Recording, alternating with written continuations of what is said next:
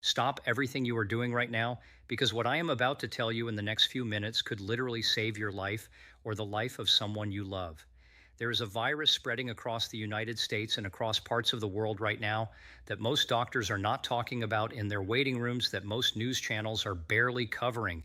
And that is quietly sending people, especially adults over the age of 60, into intensive care units with almost no warning at all. It is called the Hantavirus. And today I am going to tell you exactly what it is, how it gets into your body, what it does once it is inside you, and most importantly, what every single adult over 60 must do this week to protect themselves and their families. If you are new to this channel, I am a physician, researcher, and the author of work that has been cited in leading medical institutions across the country.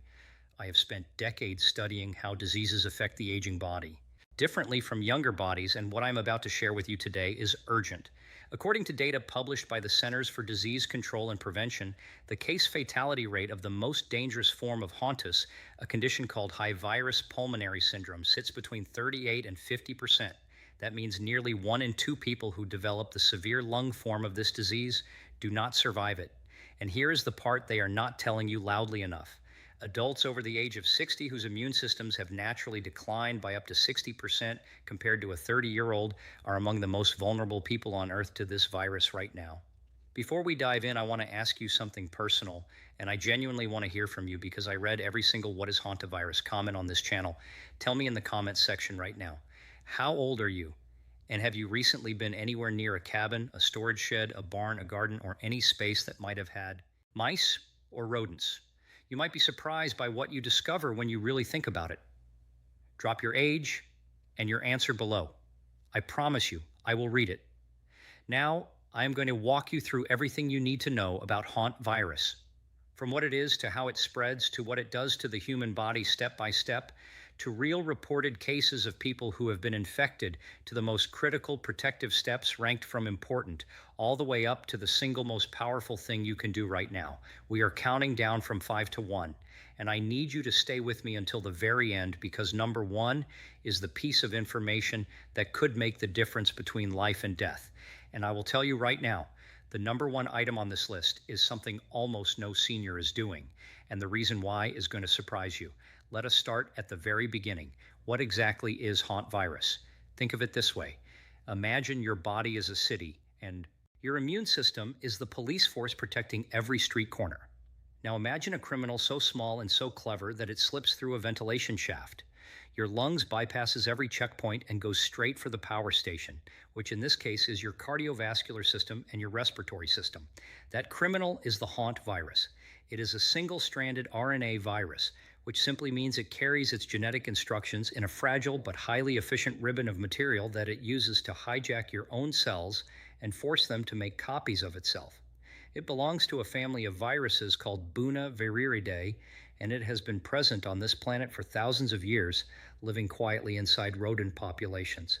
The deer mouse is the primary carrier in North America. The rodent itself almost never gets sick.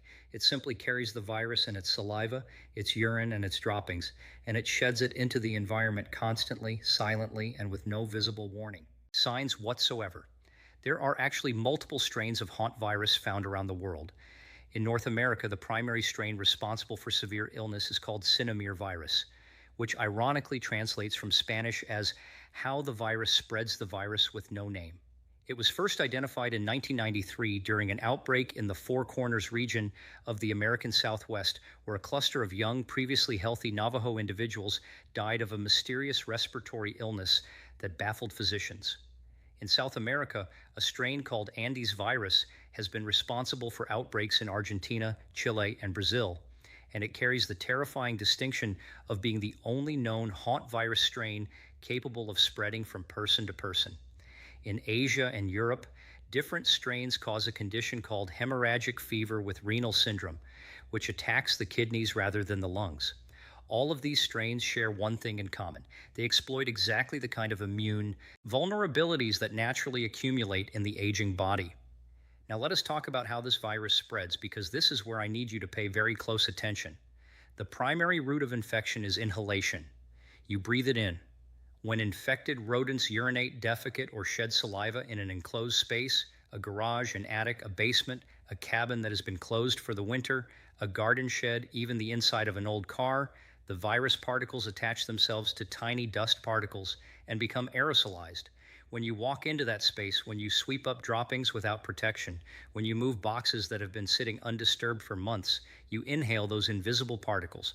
They travel down your airway and reach your lungs, and the infection begins. Research published in the journal Emerging Infectious Diseases has found that the virus can remain viable and infectious in the environment for several days and in cool, dry, sheltered conditions, potentially even longer. Secondary routes of infection include direct contact touching rodent droppings or nesting materials and then touching your face, eyes, or mouth. There is also evidence of transmission through rodent bites, though this is far less common. And as I mentioned, the Andes virus strain in South America has documented cases of human-to-human transmission through close contact with an infected individual, which is why researchers around the world are watching it with extreme concern. The scientific references for everything I'm sharing today are linked in the description below this video, and I encourage you to read them. Here is something critically important that I need every adult over 60 to hear. After the age of 65, your mucoiliary clearance, that is the system of tiny hair-like structures lining your airways that trap and sweep out foreign particles before they can reach your lungs, declines in efficiency by approximately 30 to 40%. According to research from Johns Hopkins University School of Medicine. This means that the very first line of defense your body has against inhaled pathogens like Hantavirus is significantly weaker in your why older adults are more vulnerable body than it was 30 years ago. What a 35-year-old might inhale and partially clear before it reaches the deep lung tissue, a 68-year-old is far more likely to have reached the alveoli. Those are the tiny air sacs deep in your lungs where gas exchange happens and where Hantavirus does its most devastating damage. So what actually happens when H2 virus enters the body? This is where I want to walk you through the timeline because understanding the progression is absolutely essential. The incubation period, that is the time between exposure and the appearance of symptoms, ranges from 1 to 8 weeks, with most people developing symptoms between 2 and 4 weeks after exposure.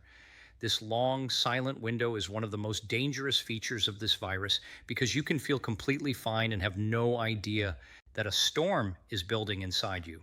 The illness begins in what physicians call the prodrome phase. Think of this phase like the sky darkening before a hurricane. For the first 3 to 5 days, the infected person experiences symptoms that feel almost exactly like the flu. Fever, fatigue, muscle aches, particularly in the large muscles of the thighs, hips and back, headache, dizziness, and sometimes chills. Some patients report nausea and vomiting. At this stage, the vast majority of people, including many physicians who are not specifically looking for it, would not suspect Hantavirus. They would assume influenza, CO-19, or a common viral illness. This is the window during which the virus is quietly replicating inside the cells lining your blood vessels called endothelial cells. As it multiplies, it begins to cause those cells to leak. And this is where everything changes. Within 4 to 10 days of the initial symptoms, the disease enters what is called the cardiopulmonary phase. This is the phase that sends people to the emergency room. As the blood vessels in the lungs become increasingly leaky, fluid begins flooding the air sacs. The lungs, which should be light and airy like a sponge, begin filling with fluid. The patient develops rapidly worsening shortness of breath. Not a mild breathlessness, but a terrifying gasping inability to get air. Oxygen levels in the blood plummet, blood pressure drops. The heart struggling to pump effectively without enough oxygen begins to fail. This condition, Hantavirus Pulmonary Syndrome, can progress from the first sign of respiratory distress to complete respiratory failure in as little as 24 to 48 hours. Many patients require mechanical ventilation and intensive care unit admission within a single day of their breathing becoming compromised. This is why rapid recognition of the disease is so critical and why I am talking to you today before you or early symptoms. Explain someone you love finds themselves in that situation. Patients who survive the cardiopulmonary phase and with intensive supportive care in a modern ICU. Many do enter a diuretic phase during which the excess fluid that is accumulated in the lungs begins to be expelled by the kidneys. Recovery can take weeks to months, and some survivors report persistent fatigue and reduced lung capacity for years afterward.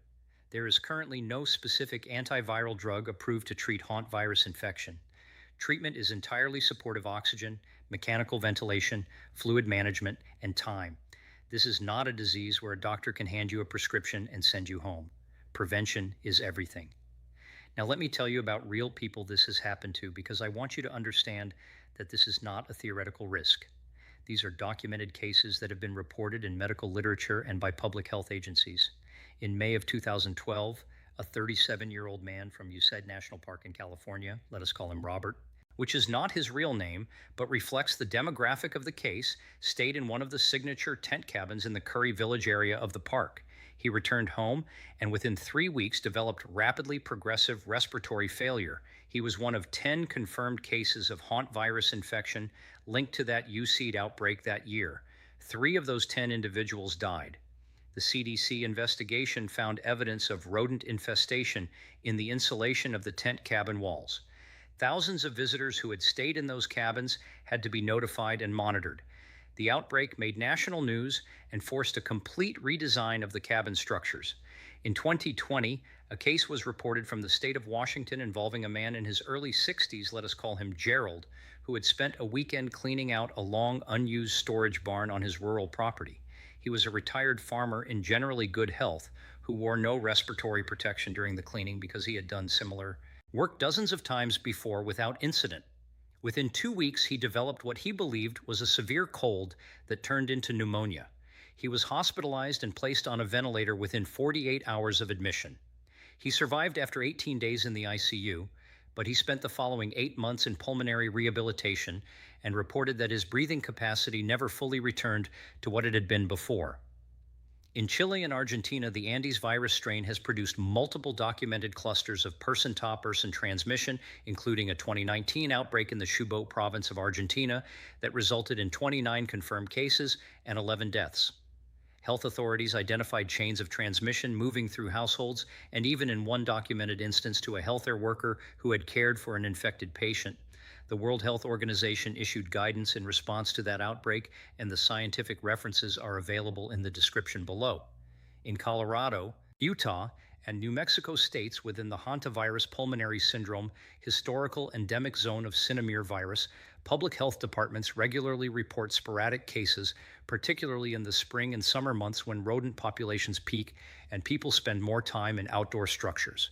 In 2023, the Colorado Department of Public Health confirmed 3 cases of Hantavirus Pulmonary Syndrome, 2 of which involved adults over the age of 65. One of those individuals did not survive. Now, I want to talk to you about the 5 things every adult over 60 must do this week, ranked from important all the way up to the single most critical action you can take. And I want you to stay for number 1 because it is the thing almost nobody is doing. And the reason why is something you need to hear. Coming in at number 5 is this. Do a complete rodent audit of every enclosed space on your property this week. Not next month, this week. I am talking about your garage, your basement, your attic, your garden shed, any outweldings, your crawl space, and any stored vehicles that sit unused for extended periods. You are looking for the signs of rodent activity, droppings which look like small dark grains of rice, gnaw marks on wood, plastic or food packaging, nesting materials made from shredded paper, insulation or fabric, grease marks along walls where rodents travel repeatedly, and the distinctive musty odor that an active rodent infestation produces.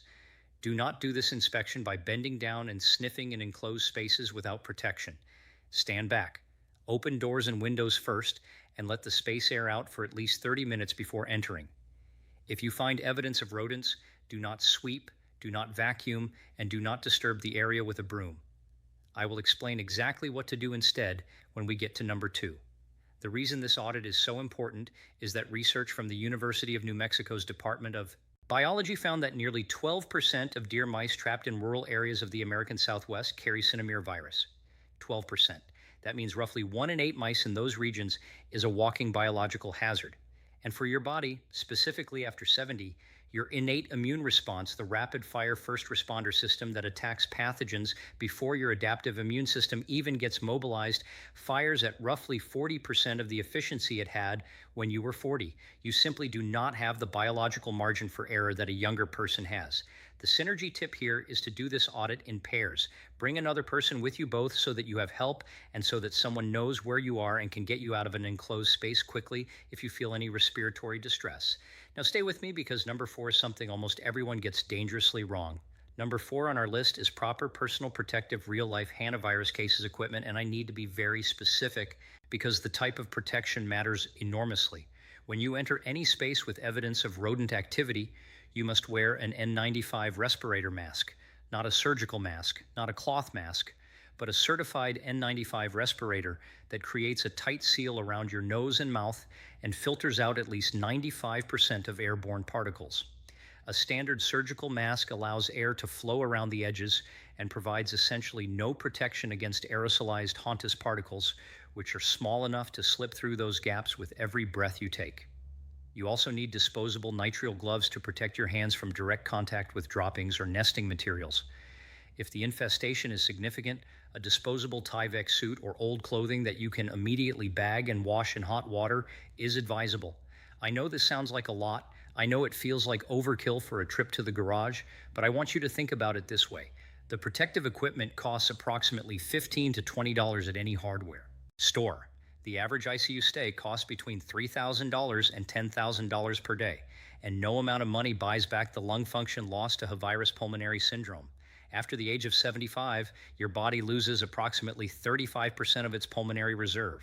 That is the extra breathing capacity that kicks in when your lungs are under stress. You have less margin than you think. Pair your protective equipment with preventilation. Open all windows and doors to any contaminated space and allow fresh air to circulate for at least 30 minutes before you enter. This dramatically reduces the concentration of aerosolized viral particles in the air. Now let me tell you about number 3, and this is the one I see people get completely wrong almost every time.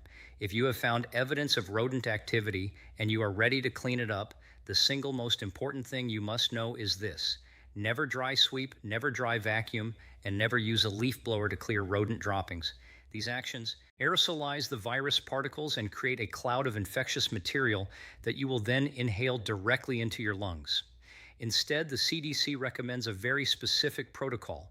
You wet the area thoroughly with a disinfectant solution, either a commercial disinfectant or a mixture of 1 and 1/2 cups of household bleach per 1 gallon of water, and you let it soak for at least 5 minutes. Then, while wearing your N95 and gloves, you use paper towels or disposable cloths to pick up the dampened material and place it immediately into a sealed plastic bag. The bag then goes into a second sealed bag and is disposed of in a covered trash container. All surfaces where rodents have traveled should be wiped down with the same bleach solution. Mop hard floors with the solution. Steam clean carpets if possible. This wet cleaning method prevents the virus particles from becoming airborne and cuts your exposure risk by an estimated 90% compared to dry sweeping, according to guidelines published by the New Mexico Department of Health. For your aging immune system, this is not optional technique. This is the difference between a manageable exposure risk and a potentially fatal one. Right here, I want to pause and say something to everyone watching. If this dangerous cleaning mistakes information is valuable to you, and I hope it is, please take 5 seconds right now and click the like button below this video and subscribe to this channel if you have not already. I release new information every week that is specifically designed for adults over 60, and the YouTube algorithm only shows these videos to more people who need them when you engage with them. So please like, subscribe, and share this with someone in your life who you care about. It costs you nothing, and it could save a life. Now, number 2, and this one surprises people every single time I bring it up. Number 2 on our list is knowing the symptoms with enough precision to act fast, because the window between the beginning of symptoms and the point of no return in honor infection is measured not in days, but in hours. Here is the specific pattern of symptoms that should send you to an emergency room immediately. Not urgent care, not your primary care physician's office 2 days later, but an emergency room today. The combination of fever above 101 degree F with muscle aches, especially in the large muscle groups of the thighs and back, combined with progressive shortness of breath that worsens over hours, even if the shortness of breath feels mild at first in someone who has had any potential rodent exposure in the past 1 to 8 weeks, is a medical emergency.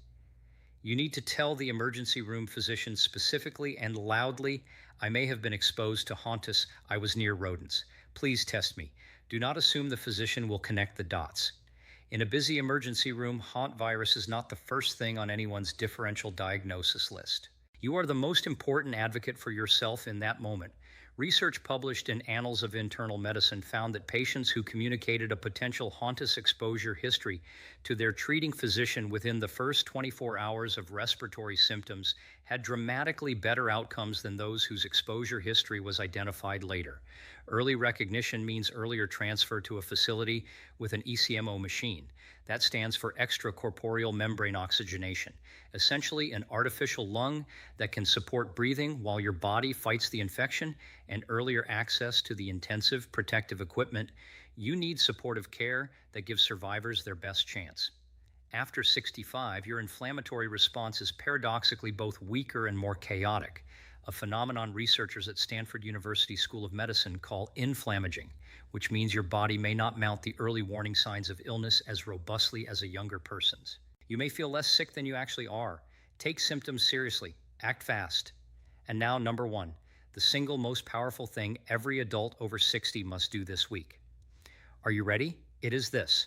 Have a direct, specific conversation with your primary care physician about your honor risk profile before you clean, before you go near rodent-prone spaces, and before the summer rodent season peaks. I know you were expecting something more dramatic, but here is why this is number one.